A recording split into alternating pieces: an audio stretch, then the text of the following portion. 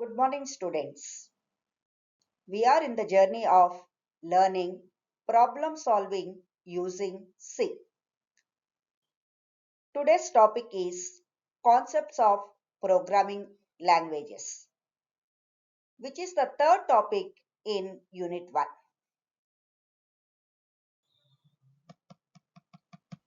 ఈ యూనిట్లో మనం ప్రోగ్రామింగ్ లాంగ్వేజ్ అంటే ఏమిటి, వాటి టైప్స్ ఏమిటి, మరియు వాటి అడ్వాంటేజెస్ అండ్ డిసడ్వాంటేజెస్ నేర్చుకుంటాం.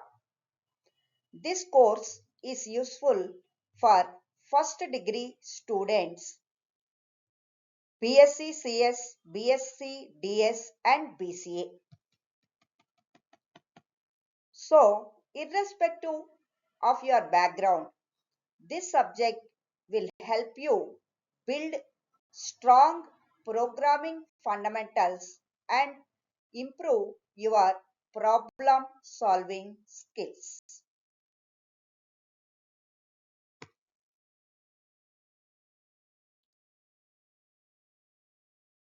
ప్రోగ్రామింగ్ లాంగ్వేజ్ అనేది కంప్యూటర్తో కమ్యూనికేట్ చేయడానికి ఉపయోగించే లాంగ్వేజ్. అంటే కంప్యూటర్కు మనము ఏ చెయ్యాలో చెప్పడానికి ఉపయోగించే ప్రత్యేకమైన భాష. కంప్యూటర్కు తెలుగు లేదా ఇంగ్లీష్ లాంటి హ్యూమన్ లాంగ్వేజెస్ డైరెక్ట్గా అర్థం కావు. అందుకే కంప్యూటర్ అండర్స్టాండ్ చేయగలిగే ఇన్స్ట్రక్షన్స్ ఇవ్వడానికి ప్రోగ్రామింగ్ లాంగ్వేజెస్ ఉపయోగిస్తాం. మనం ముందుగా ప్రాబ్లంని ఎలా సాల్వ్ చేయాలో థింక్ చేస్తాం. దీనినే లాజిక్ అంటారు. ఈ లాజిక్ను ప్రోగ్రామింగ్ లాంగ్వేజ్ ద్వారా ఇన్స్ట్రక్షన్స్గా కన్వర్ట్ చేస్తాం. కంప్యూటర్ ఆ ఇన్స్ట్రక్షన్స్ ను ఎగ్జిక్యూట్ చేసి అవుట్పుట్ ఇస్తుంది.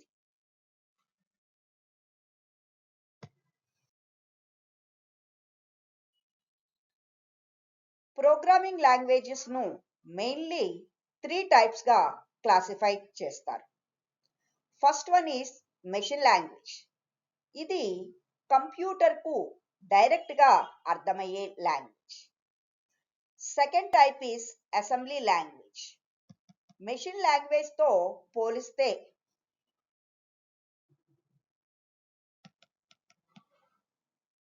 ఇది ఈజీగా నేర్చుకోవచ్చు, వాడచ్చు. Third type is high level language. ఇది ఇంగ్లీష్ మరియు మ్యాథ్స్ కాంబినేషన్ లాగా ఉంటుంది. సో ఇది యూస్ చేసి ప్రోగ్రామ్స్ ఈజీగా రాయొచ్చు. In next slides, we will discuss each type of programming language in detail with examples.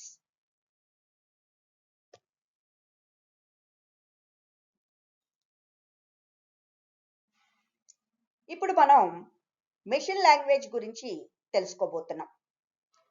Computer అనేది ఒక ఎలక్ట్రానిక్ డివైస్. ఇది ఓన్లీ 2 స్టేట్స్ ను మాత్రమే అర్థం చేసుకుంటుంది. Those 2 states are high and low. ఈ హై మరియు లో స్టేట్స్ ని బైనరీ లాంగ్వేజ్ లో 1 మరియు 0లుగా రిప్రజెంట్ చేస్తారు. This binary language is called machine language. As computer understands machine language instructions directly, CPU machine language programs ని ఫాస్ట్ గా ఎగ్జిక్యూట్ చేస్తుంది.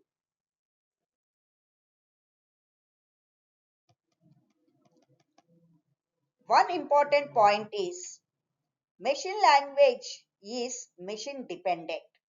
అంటే ఒక కంప్యూటర్ కోసం రాసిన ప్రోగ్రామ్ మరో కంప్యూటర్లో వర్క్ చెయ్యదు.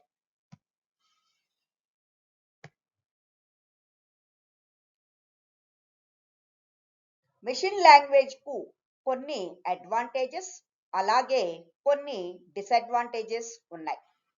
ఫస్ట్ అడ్వాంటేజ్, మెషిన్ లాంగ్వేజ్ను కంప్యూటర్ డైరెక్ట్గా అండర్స్టాండ్ చేస్తుంది. కాబట్టి కంపైలర్ లేదా అసెంబ్లర్ లాంటి ట్రాన్స్లేటర్ అవసరం లేదు. సెకండ్ అడ్వాంటేజ్, ఎగ్జిక్యూషన్ స్పీడ్ చాలా ఫాస్ట్గా ఉంటుంది. బికాస్ సిపియు ఇన్స్ట్రక్షన్స్ని డైరెక్ట్గా ఎగ్జిక్యూట్ చేస్తుంది. Now let us see the disadvantages.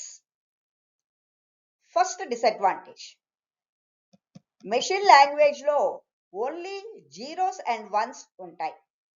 అందువల్ల ప్రోగ్రామ్స్ రైట్ చేయడం మరియు అండర్స్టాండ్ చేయడం చాలా difficult. Second disadvantage, machine language is machine dependent. అంటే ఒక కంప్యూటర్ కోసం రాసిన ప్రోగ్రామ్ మరో కంప్యూటర్లో వర్క్ చెయ్యదు. సో మెషిన్ లాంగ్వేజ్ ఫాస్ట్ అయినా హ్యూమన్ ప్రోగ్రామర్స్కి ఇది యూజర్ ఫ్రెండ్లీ కాదు.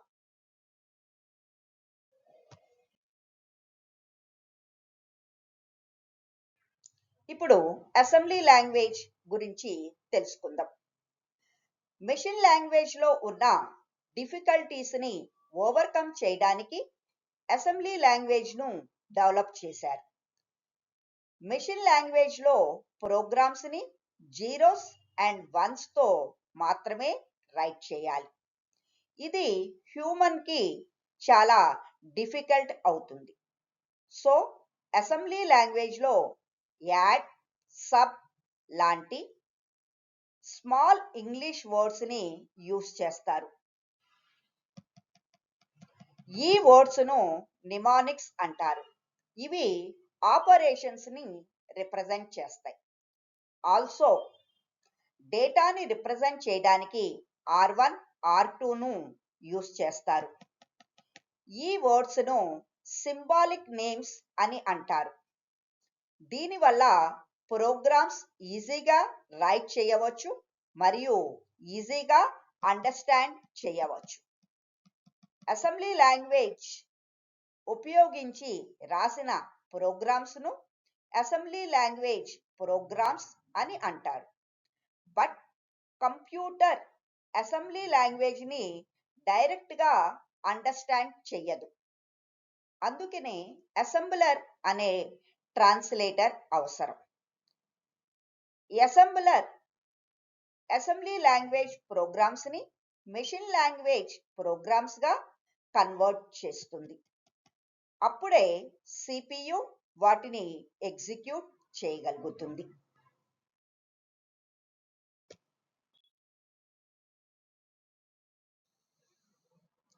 అసెంబ్లీ లాంగ్వేజ్కి కూడా కొన్ని అడ్వాంటేజెస్ మరియు కొన్ని డిసడ్వాంటేజెస్ ఉన్నాయి.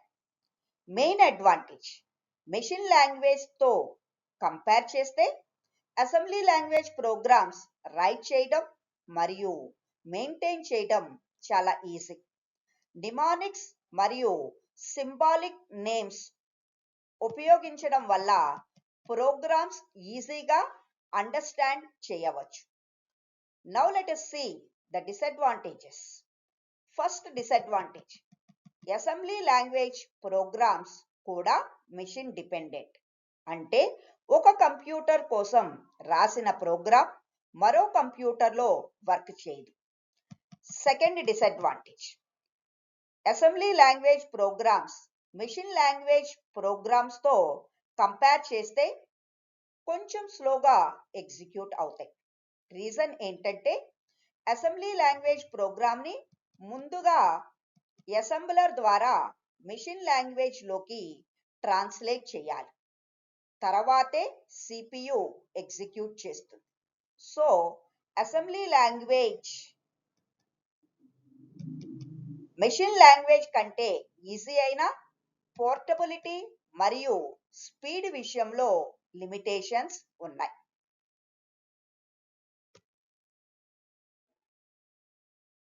ఇప్పుడు హై లెవెల్ లాంగ్వేజ్ గురించి నేర్చుకుందాం.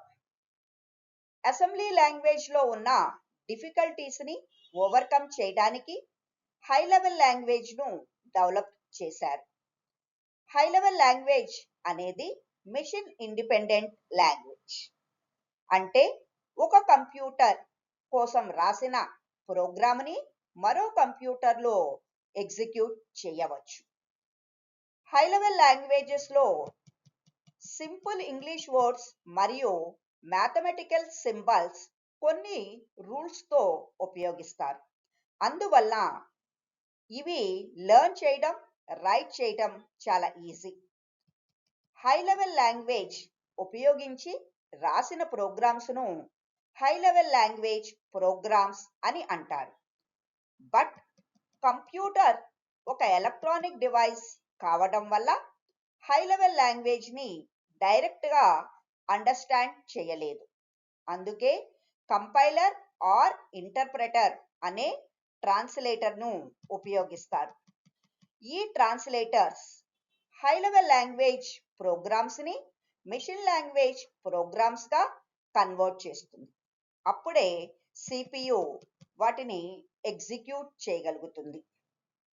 So high level languages user ఫ్రెండ్లీగా ఉండి ప్రోగ్రామింగ్ నేర్చుకునే బిగినర్స్కి చాలా suitable.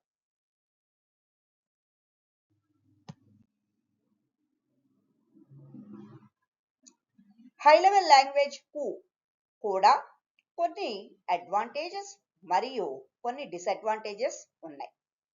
Main advantage, assembly language మరియు మెషిన్ లాంగ్వేజ్ తో కంపేర్ చేస్తే high level language programs write చేయడం మరియు మెయింటైన్ చేయడం చాలా ఈజీ. ప్రోగ్రామ్ స్ట్రక్చర్ క్లియర్గా ఉండటం వల్ల అండర్స్టాండ్ చేయడం కూడా simple. Another important advantage, high level language programs machine independent. అంటే ఒక కంప్యూటర్ కోసం రాసిన ప్రోగ్రామ్ మరో కంప్యూటర్లో కూడా యూస్ చేయవచ్చు. Now let us see the disadvantage. Main disadvantage, high level language programs assembly language మరియు మెషిన్ లాంగ్వేజ్ ప్రోగ్రామ్స్తో కంపేర్ చేస్తే కొంచెం స్లోగా ఎగ్జిక్యూట్ అవుతాయి.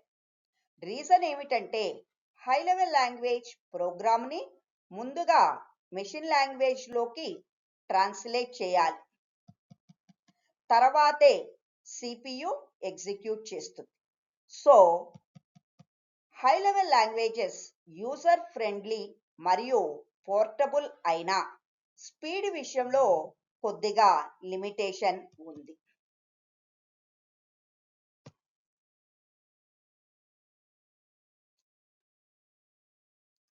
ఈ స్లైడ్లో మనం మిషన్ లాంగ్వేజ్, అసెంబ్లీ లాంగ్వేజ్ మరియు హై లెవెల్ లాంగ్వేజ్ మధ్య కంపారిజన్ చూస్తున్నాం. ఫస్ట్ లాంగ్వేజ్ టైప్ గురించి చూస్తే మెషిన్ లాంగ్వేజ్ ప్రోగ్రామ్స్లో ప్రోగ్రామ్స్ జీరోస్ అండ్ వన్స్ తో రాస్తారు. అసెంబ్లీ లాంగ్వేజ్లో నిమానిక్స్ అండ్ సింబాలిక్ నేమ్స్ ని ఉపయోగిస్తారు. హై లెవెల్ లాంగ్వేజ్లో ఇంగ్లీష్ లైక్ స్టేట్మెంట్స్ ఉంటాయి. నెక్స్ట్ డిపెండెన్సీ, మెషిన్ డిపెండెన్సీ విషయానికి వస్తే మెషిన్ లాంగ్వేజ్ మరియు అసెంబ్లీ లాంగ్వేజ్ రెండు మెషిన్ డిపెండెంట్, కానీ హై లెవెల్ లాంగ్వేజ్ మాత్రం మెషిన్ ఇండిపెండెంట్. అంటే ఒక సిస్టంలో రాసిన ప్రోగ్రామ్ను మరో సిస్టంలో కూడా రన్ చేయవచ్చు. Now ease of use compare చేస్తే machine language very difficult, assembly language moderately easy, high level language very easy to use and learn. Coming to translator needed. Machine లాంగ్వేజ్ను ట్రాన్స్లేటర్ అవసరం లేదు. అసెంబ్లీ లాంగ్వేజ్కు అసెంబ్లర్ అవసరం. High level లాంగ్వేజ్కు compiler లేదా interpreter అవసరం. Finally execution speed గురించి చూస్తే Machine language very fast. Assembly language moderate speed. High level language comparatively slow because it must be translated into machine language fast. So ఈ comparison ద్వారా మనకు క్లియర్గా అర్థమవుతుంది easy learning portability and readability కారణంగా today high level లాంగ్వేజెస్ను ఎక్కువగా use అవుతున్నాయి.